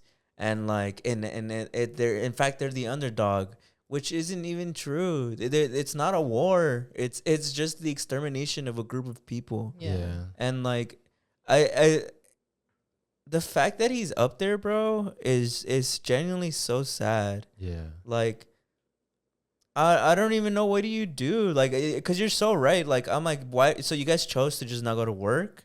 Yeah. Like that'll show him. That'll show him. That'll show him Like that I don't give a fuck about my job. Give him a platform. That'll show Yeah. him. That's why it generally makes me mad that they didn't show up, or like some of them chose to not show up, because I'm like, that doesn't help anything. Yeah. Like that's generally not helping us. And it's the fact that like, it's also the fact that he's there, that he was allowed to be there after everything that's going on, you know, like everything that we know about what's happening in Palestine. It's like, to know all that and to bring this guy to come and talk to, you know, like Congress, is just like, how can you guys do that? And it's, I don't know. I also feel like it's just for the people that chose to not show up. It's just like a slap to the face to everybody else that that they say that they're fighting for. Yeah. When Well, he it's was just like, up you there guys are- lying. Yeah. I was just like, damn, like, I don't know. I feel like that was the wrong move for them. 100%. I feel like they gave him an uncontested platform. Yeah. They could have booed and hissed and done all these things and held up signs, but instead she just didn't go. Yeah. And to me, it's like, I don't know. I just feel like she just was silent. It felt like she was just silent when she could have been vocal. Like it's her job to be vocal, you know? And I think that paired with how she handled it, and a lot of the politicians and how they handled it before, where it's like, oh, well, we don't have all the facts. Like, we can't call it a genocide, this and that. I don't know. It reeks of insincerity. Yeah. Where I feel like I don't really even buy that you didn't go because, you know, it just seems like you thought that was the right move to make people think that you were cool or whatever. Yeah. I don't know. Yeah. And yet our presidential candidates, nowhere to be seen. Yeah. Mm-hmm. Either one of them, both of them, nowhere to be seen, nothing to be said. Yeah. From either one of them. Yeah. And it's fucking insane, dude. No, yeah, it's fucking insane. Wasn't that I saw you bring it? It's the students, right? Isn't there not even a class? There's not even a graduating class because they killed all the students. Yeah. Then they fire on schools. They fire on hospitals. They bombed 2 vehicles that were what was it? What do they call it? It's like a vehicle, like the clinical. like the neutral vehicles that you're not allowed to. I don't. But they're not the barbarians, bro. Yeah. I know. They're not the barbarians, quote unquote. In case some of you don't understand, it's sarcasm. horrible. It's horrible what's happening there. I Yeah. mean, Yeah. I just think it's crazy that people put them to actually be, you know, the criminals, but it generally is, they're just innocent people. And the fact that it's just, you know, women and children, and it's like, how can you guys see those, like, just putting aside everything else, but just humans, you know, how can you guys like not feel for them, you know? Yeah, 100%. Like, they're innocent people. Like, there's nobody who's generally fighting back. Like, they're just innocent people. What do you guys think about the protesters that were in D.C.? And what do you think about that criticism that they burned the American flag? I mean, but like, I mean, I'm not too familiar with what's going on. What people are saying Just with when he was giving the speech outside, there was a couple thousand people outside protesting. It turned into a riot, and there's this famous image going around of, I think it was two American flags get burned. Do you guys think that that's, because at least, okay, I'll give my opinion so that way you guys know this where I stand on it. I feel as though in a protest, you're going against the status quo and feeling as though there's an injustice. If they did burn the American flag, it's to show that they don't agree with the direction that the country is going. Yeah. It doesn't mean they want everybody who's an American to die and perish. It's not what it means. It means that the system is wrong and needs to be reworked. Yeah. That's what I think a protest is. Yeah. And I think that like people are using it as like, you see, they're clearly like terrorists and they're on the side of terrorists. That's not terrorist. That's exactly what a protest is. Yeah. It's what we fought for. It's what this nation is built on. Yeah. I mean, and then I think it's a ridiculous criticism because it's like, well, let's say you love America, whatever. It's part of America's mission statement or whatever, the Constitution, that people have the right to protest. It's in the, you can read it. It's, which one is it? It's under free speech, right? You have people have the right to protest. They're protesting. Like if you love America, right? Then people are exercising one of the main things that makes America beautiful, right? Yeah. Which is protest. So I really don't understand what the big deal about that is. I feel like them burning the American flag is just more like how Stevie said, it's just a big representation, especially of the government and what the government is doing.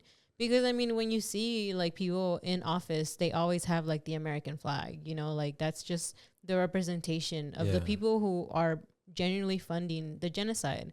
So it's understandable that when there's protests going on, that they burn it because they don't like what the government is doing. Because it is a representation. I mean, of course, they represent the country, you know, and it's like, it's that type of representation to just showcase that, you know, they don't like where everything's heading. They don't like the fact that innocent people are dying. Like, it generally is just a representation of that. It's not to say they hate all Americans. Yeah. Like, it's generally saying that they hate what the government is doing, and it's affecting a lot of people. It's such a short-sighted, childish argument. They can't burn the flag, but you can storm the Capitol. Okay. Yeah. They can't burn the flag, but you can wave the Confederate flag. Yeah. Like I don't get that one either. The Confederate, did people not go to school? The Confederate flag didn't like the United States. Like they wanted to secede. That's the most, if anything, that's the most un-American thing you can fucking wave is the Confederate flag. But God forbid, right? You burn it. Yeah. You burn the American flag. I remember they also burned. They had a statue of the Israel's prime minister, and they burned that too. Ah, that's cool. I remember. Yeah, that's cool. Yeah, I mean he's a war criminal, bro. Yeah, I wouldn't want him around my fucking Thanksgiving table. Yeah, fuck that guy. So I don't know. It's meant to be defiant. That's what a protest is, man. Like that's all I'll say. Like, and I think also there's this what would you call it? I think that people, I don't know what people assume protests are, but they've always been like, what do they, I think they have this very polished. It was kumbaya. Yeah. It's always like, we'll come together and we'll kindly ask, you know, because they said the same thing. Everybody always brings it up. It's the political cartoon that they made during the MLK protests. You can look it up right now. Look it up, the MLK political cartoon of violence, where they would make fun of him and say that he was a liar, that he didn't host peaceful protests, that they were all violent and shit like that. Yeah. And I think that it's a lie that people, they want you to believe that it's all, it's right there. That it's that all protests are like you said, it's all kumbaya. Yeah. Oh yeah. I plan to lead another nonviolent march tomorrow, and it's MLK saying that to a reporter. In the background, the entire city's destroyed. Yeah. Yeah. Well, I think that's ironic because nowadays the American system teaches you that he was all peaceful and all protest, which I think is just propaganda. Yeah, that's fine. Because they don't want people to obviously have these violent protests. Yeah. Yeah, it just goes to show you that, like, it's always been this way. And if you really think that peaceful protests have ever actually have ever actually happened, then you haven't actually looked into the history of peaceful protests. Like you said, I think it's propaganda. They're trying to paint that what peaceful protests look like, or what protests look like in general, you know? But this is what protests look like. They're supposed to be controversial. They're supposed to criticize and get attention, invoke, invoke. Create a little uproar. Yeah, you know? Which is also ironic because didn't AOC say something about that? She said something about how protests are supposed to make you uncomfortable and stuff. And then when they did it to her, she was like, "You're making me uncomfortable." Yeah, dude. Yeah. But that's about what I have for now for these. Moving on for a very important topic. I'm sure you guys have all heard about it. The one with Sonya Massey. If you guys haven't heard about it, this is your opportunity to get educated on it. Sonya Massey. Massey, is that how you pronounce it? I think it's Massey. It first came up on my radar when the footage was revealed. Yeah. And it shows that the guy had like what is assumed to be a white supremacist tattoo, and that's where I first had heard about it, and I saw the video. So I actually saw the video before I ever knew anything, and I think that's important. Yeah. Because for me, as someone who doesn't know who these people are, and someone who doesn't know the facts, it's very cut and dry how fucking injustice and how disgusting it was that these officers killed her. Like, you literally don't have to be educated on anything. You watch the video and it's nothing more than police brutality, and it's nothing more than a bunch of fucking evil humans killing an innocent person. Yeah. Like, I no bullshit. I didn't even know anything about it. That video came up on my radar and I watched it, and I'm like, how is this fucking allowed? Yeah. Like, well, go ahead. No, go ahead. The details were she is diagnosed with schizophrenia, correct? She had paranoid schizophrenia.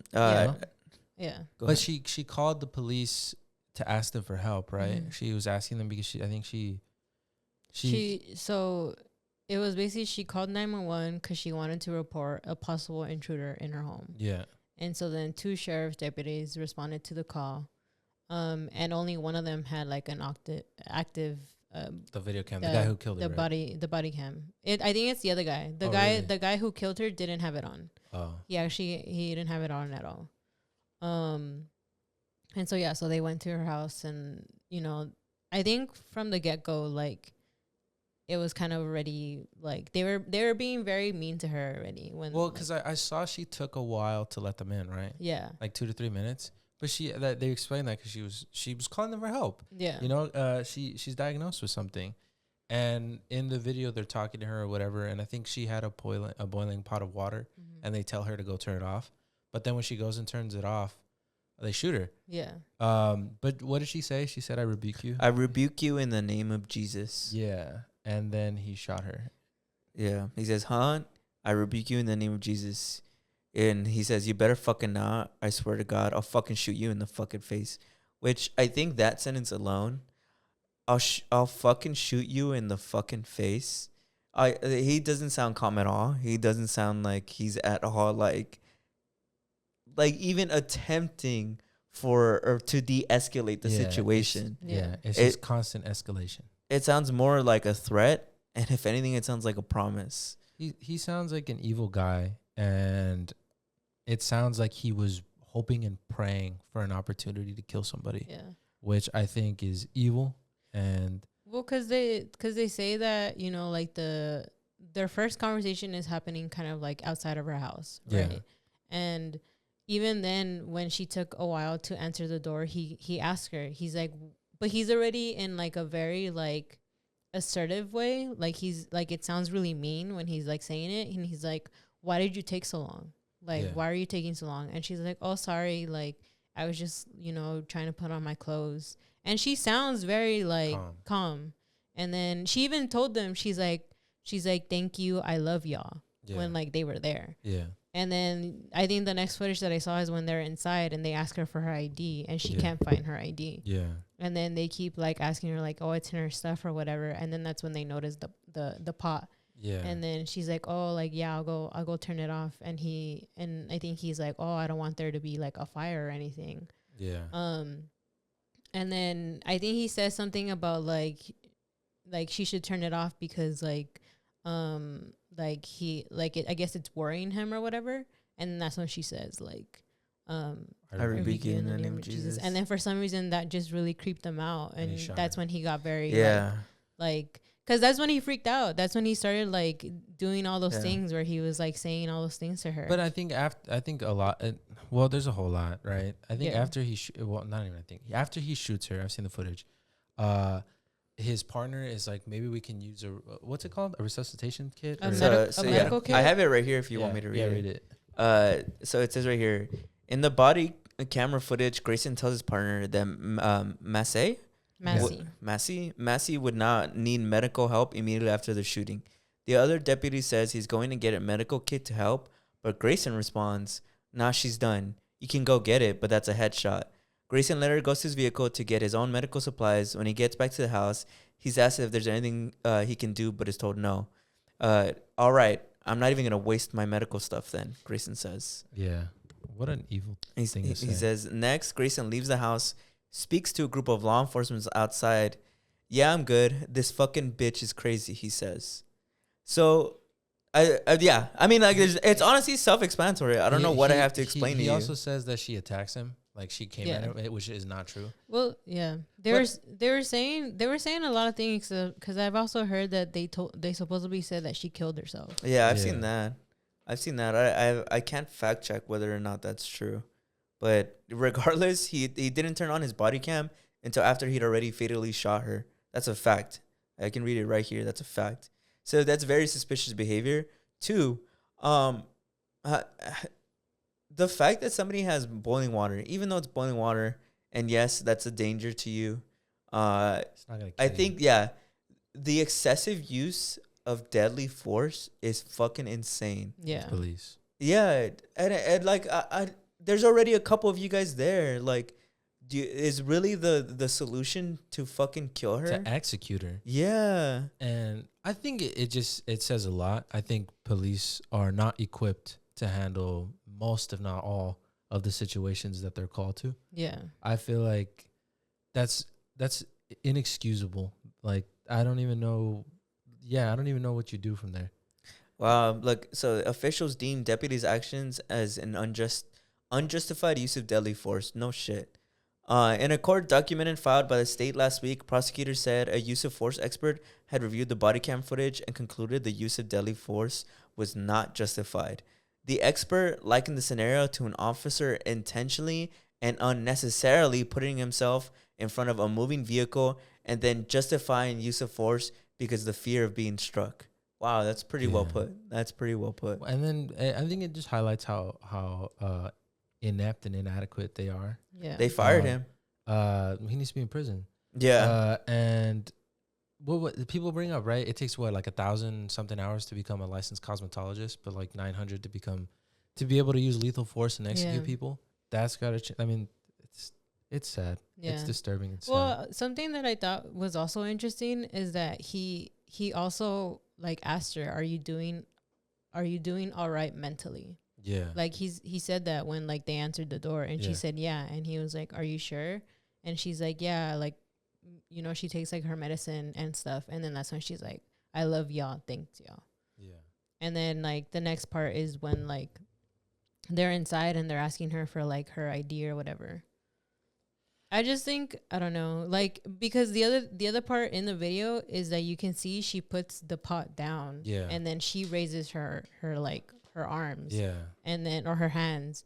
And then that's when they end up shooting her. And I'm like, she didn't have anything on her when he did the action. Yeah. And it's like, it's just like, it's really sad because it's like, you know, how we were talking about, like, you know, like Kamala, like coming up, you know, and she's like in this big position, and like how there's people who are not rooting for her because she's black and she's a woman. And it's like to still have somebody up there, you know, and like to still see, you know, black women still being attacked and hurt. Cause it's like, this isn't the first person who innocently just gets killed like that, you know? Yeah. Like, and I think to see those things, how the world kind of is right now, it's like, it's very telling of like things are still horrible, and there's a lot of people in the minority group who are being attacked. Yeah, and then it's also like when people are always like, "Oh, you want to defund the police, but who are you gonna call when something happens?" Well, I mean, I don't fucking know. Yeah. Like this is an incident where someone did call the police. Someone did call, and they just killed her. Yeah, he straight up just murdered. He murdered her. He executed her. What the fuck are you supposed to do? And I think it also says a lot about mental health. Yeah, and how we handle that, because when people are struggling with mental health, they encourage you to call professionals. If you're having like a manic episode or something like that, or whatever it is, I'm not saying that's what she had, but I'm just saying like, what the fuck are people supposed to do? Yeah. I wouldn't, like, if you're somebody struggling and then you see something like that, if you weren't already scared and like, I mean, what now? Yeah. Like, you know, I'd be scared. I'd be worried about calling now. Like that, she didn't do anything. She literally, like you said, she had her hands up, she put it down, and he just executed her. It seems like these fucking cops, man, like they go, it's like they go there just to have an excuse to kill people. You know, like it seemed like that guy, because he also moved like 4 precincts in 6 years. Mm-hmm. He had to move like a bunch of different No, it was 6 agencies in 4 years the other way. Oh, and then that's even worse. Yeah, though. and so he also had 3 DUIs too. And he had like 3 really. DUIs too, and I don't know But he's allowed to have that responsibility of somebody's life. Yeah, he's allowed to have lethal force. You know, they just handed that guy the ability to kill. Like that guy's a monster. You know, and the way he talks, the way he in the video where he's like, he laughs too. He laughs at like, oh, thank God I didn't waste my medical kit. You know, like people like that, like there's a lack of empathy and there's a lack of respect for her as a human. It sounds like that guy genuinely was hoping and praying for an excuse to kill somebody. Yeah, it sounded like that guy just had murderous intent in his mind, and he got into the police force, looking and hoping and praying that he'd one day be in a situation where he was allowed to kill somebody. Yeah. And I think that says a lot about the police force, that people like that look at the police force and be like, that's the job for me. You know, I want to go there and you know, give me a gun. That's insane to me. Bro, it's actually insane. I'm reading right now, like, cause how you said he moved 6 agencies in 4 years. It's going over like why he had to leave some of them. And there was clear indications as to this guy was not okay. Like this, or not even, I mean that mentally, but I mean this guy was not the sound individual to hold the responsibilities of people's lives in his hands. It says right here that one of them was because he got into a chase where he ran over a deer, which violated the department's policy. Another one, a girl had reported him for inappropriately searching her in front of her fiance. And that's just, and they called it an abuse of power. So that was already a complaint that he had in his file. Yeah. And he was still allowed to somehow serve. But I think it's just very telling of like how they're still allowed to be in there, and like the system that is within, you know, the police force or whatever. Like I think it's very telling of how much they don't take a lot of the reports serious. And it's like the fact that he was still allowed to be there after all these incidents that were happening. Like, I think it's just very much telling of, like, how the police system is being, regulated. 100%. And I think that's what annoys me when people are always like, oh, don't judge the police. Like, it's not all of them. But it's, like, it's the system. Like, how is this guy allowed to even still be a cop after the first thing, after where he assaults a woman? Like, how, like, their whole mission statement, right? Protect and serve. How does that protect somebody? Yeah. Like they tell you, like, who are you going to call when you get assaulted? I don't fucking know, because they assault people too. So it's like, why is that guy allowed to just move precincts? They basically just were moving him around and empowering him, emboldening him to get worse every time. It's like, fucking nothing's going to happen, you know? And I feel like that's why people don't understand or don't, I don't know. I don't get why people don't actively more, how can people support that system? Yeah. You know, because it's like they're essentially saying like, that's okay. Just move him around somewhere else. And they'll get over it. That's okay. Like, he still be a cop. Like, just move him to another one, I guess. You know, like it's sad that an incident has to actually happen for people to even believe that there is an error in our policing. Mm-hmm. You know, like stuff like this actually needs to happen before people are actually convinced that, like, oh my God, I guess like it isn't just a few bad apples, right? Yeah. Like it's kind of it's mind blowing that it needs to get to that point. That people need to learn by seeing. Yeah, and they're often like, but I just think that's so horrible. I generally feel like there's no argument that you can say about her. Like, she didn't do anything. She didn't attack them. Like, there's nothing that you also, and there's a video. Like, like even her dad was like, I'm so glad that there's a video to show what happened. Because people wouldn't believe them. They shouldn't be allowed to turn off their cameras. Yeah, They shouldn't. I don't think they are. I think that's probably part of the reason he got fired. They aren't allowed, but they still do. Like they aren't Yeah. allowed to assault people, but they still let that guy be a cop. You know, Yeah. like that's why I feel like for me it was like That's a very crazy. like for me it was a really really like sad thing, because like I've always told people that I've never been like I've always been scared of cops. Yeah. Like whether I see them like at a, like at 7-Eleven, or whether I see them like at work walking around, I feel like I've always had this thing of like being scared of them. And I've always said that like if something were to ever happen, especially with everything that we know, right, about police brutality and all these things, whether people believe it or don't, for me, I always was like, the police doesn't see me as a human being. And for me, if some incident were to happen, I have always felt that like if I call them, I don't think like they'll ever protect me. Like I don't feel that way. Yeah. And to like see this situation happen even more was just like me being more in fear as a woman of like, I'm not really safe and I can't really rely on anybody to actually protect me, or the people that are supposed to protect me, right? And I think it was just really sad to see that like the system is very much like bad, and people still don't believe that it's bad, that it's like the system is affecting a lot of us. And I think it really, I don't know, there's a part of me that is like, I guess, glad that there is that sense of like the footage. Yeah. But it's sad to see that it had to happen that way. Yeah. But and then I think too, like you said, it's like I don't understand why these people are allowed to just it speaks to the system, because it's like they're just allowed to resign when shit like this happens. They're allowed to just move a precinct, like that one fucking cop, the one that arrested a woman and then he pulled over to sleep with her, and then he got locked in the back seat with her, and so he had to call another cop while they were on duty to get him out of the back seat because he was sleeping with someone he arrested, and then nothing happened. He just resigned. Like that's it. Yeah. It's just that it seems over and over and over again that the police system is willingly and actively complicit in all these things by how they react to them. Yeah. They never hold I've never seen them really ever hold an officer accountable. Yeah. They're always covering shit up, or we'll just move them along, or it's always a slap on the wrist. That's it. You know, like what you're reading right here. They weren't even going to tell her. They weren't going to tell the family. Yeah. So what I was looking at, that was mind blowing. It says this is what her father said.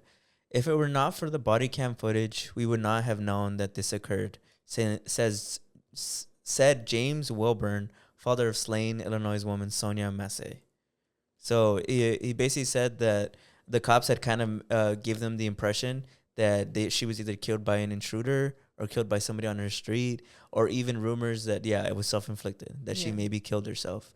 But they were being very vague, and it wasn't until the footage came out that they actually knew what happened, and they said it was worse than they could have ever imagined. Yeah. And that the father is like, despite the heart-wrenching footage, he's glad that it exists, because not only do they now know what actually happened, that most of people can see what happened and can see that it's injustice, and that if you're an American, no matter where you come from, who you are, you should be able to call for help and not have to fear for your life. And I think that's a bar. That's a bar, because it's true. Yeah. Like and it makes me mad, because like I can't believe there's people out here who really think not only that the cop brutality and cop injustice doesn't exist, but that racism doesn't exist. And that like you as a person of color fearing and being afraid of cops is such a dumb thing to feel afraid of.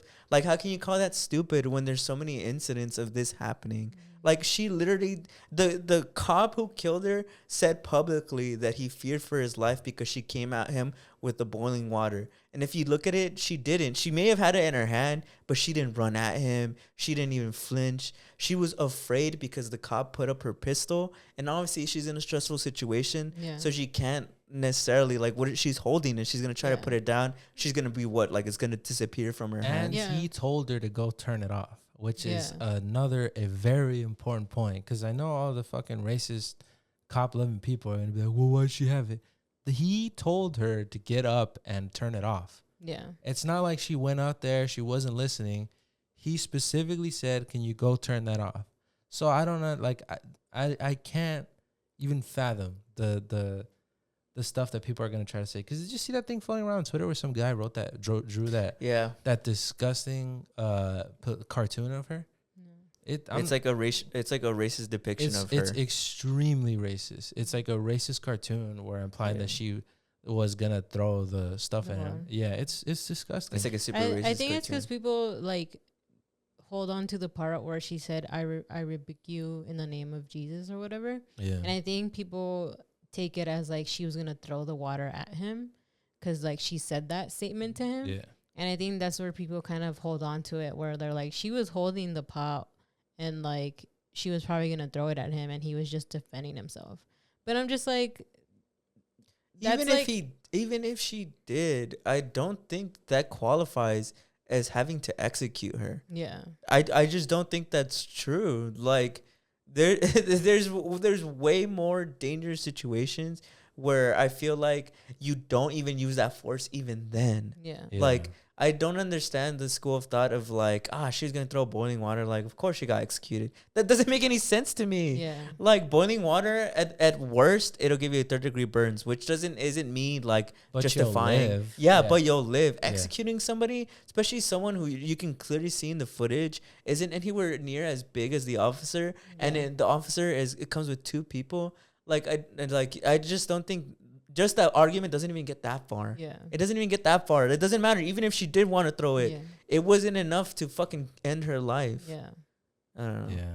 No, yeah. I just feel like it's just horrible. It's horrible that it happened to her and the fact that it was all because she genuinely wanted help and they ended up killing her in the end. Like she called them to help her because she was in a high stressful situation already. Yeah. And it's the fact that they ended her life like that. Yeah. And to then twist the whole story too was another thing. That's how you know they knew it was wrong. That's they were guilty in and of itself. And this is just the stuff we know about. Yeah. And I'm not even just her. I don't mean her case. I mean like. Oh, this is one instance. I mean like there's probably every day all over the country, they're just as bad or worse, you know, where there unfortunately isn't video. There's hundreds of Sonya Massey. I mean, there was video, and they still tried to be like, "Oh, she killed herself." Yeah. Oh, someone else did it. Oh, you know, like I can only imagine what they get away with because there isn't video. Yeah. You know, it's horrible. I don't know. Yeah, but this is the reason we're talking about it is to shed some light because more people should be aware of it. More people. I mean, if you haven't heard. I feel like you're hanging around the wrong group of people, bro. Like, this is something that should be on your radar.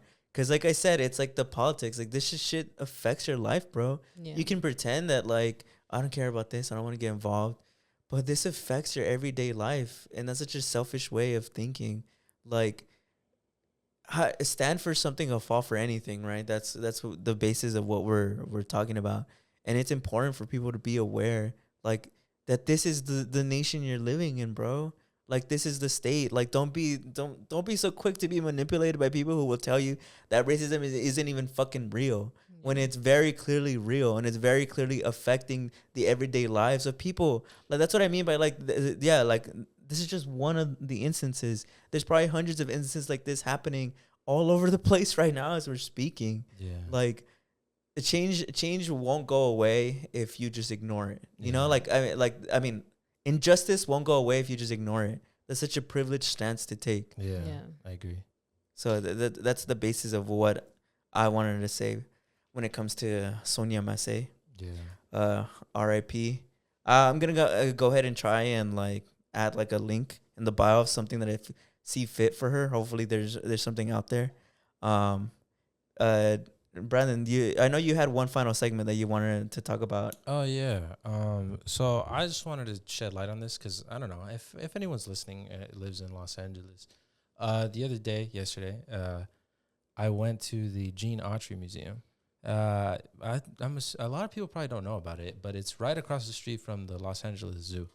If you've ever gone to the LA Zoo, right on that street that takes you right onto the freeway where you're passing the parking lot, there's this big building. It's a museum. It's the Autry Museum, and I used to go there a lot as a kid with my dad, because it was kind of like this Old West museum where they had a bunch of cowboy stuff and this and that. But in recent years that I've gone, they've added a lot of indigenous cultural pieces that I think are very profound, and I believe people should go and see. And recently they opened this new exhibit called, I believe it's Reclaiming El Camino. I took a picture of it. Reclaiming El Camino, Native Resistance in the Missions and Beyond.